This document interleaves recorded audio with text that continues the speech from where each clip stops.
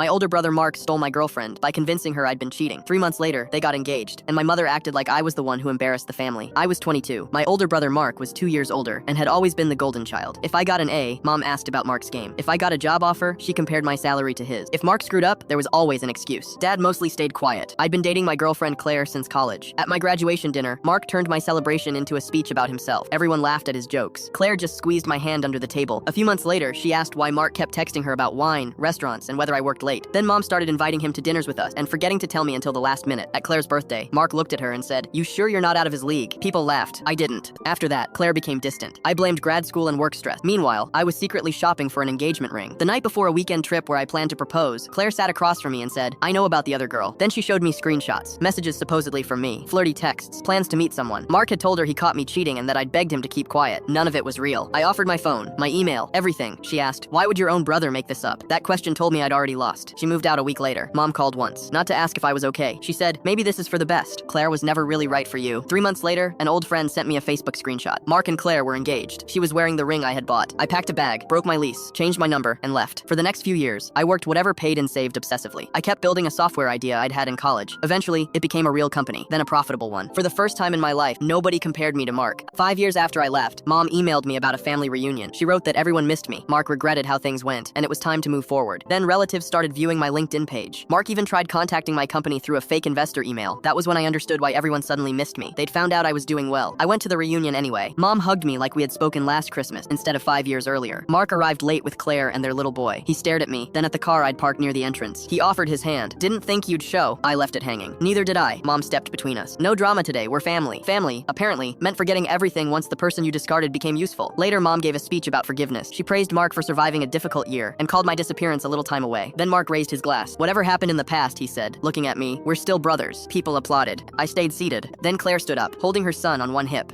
"If we're talking about the past," she said, "then tell the truth." Mark's face changed. "Claire, don't." She ignored him. She told everyone the cheating screenshots were fake. Mark had made them. He'd spent weeks convincing her I was lying, then moved in as the supportive brother after our breakup. The whole picnic area went silent. Claire looked at me. I believed him. I should have believed you. Mom jumped in. "This is not the time." Claire turned toward her. "You encouraged it. You told me he was unstable. You told me Mark would take care of me." Mark snapped. "I saved you from making a mistake." Claire stared at him. "You were the mistake." That was the only line anyone needed. Mark looked around for someone to defend him, the way people always had. Nobody moved. I stood and walked to the front. "I'm not here to clear my name," I said. "That would require me to still care what you think." Mom looked down. For years, I thought I wasn't good enough for this family. Turns out I was just the easiest person to sacrifice. Then I set the microphone down and left. My phone started buzzing before I reached the parking lot. Mom, Dad, 2 cousins, then Mark. I blocked every number. At home that night, I made coffee and answered a few work emails. Mom's last voicemail stayed unheard. For once, being ignored was a family tradition. I was happy to continue.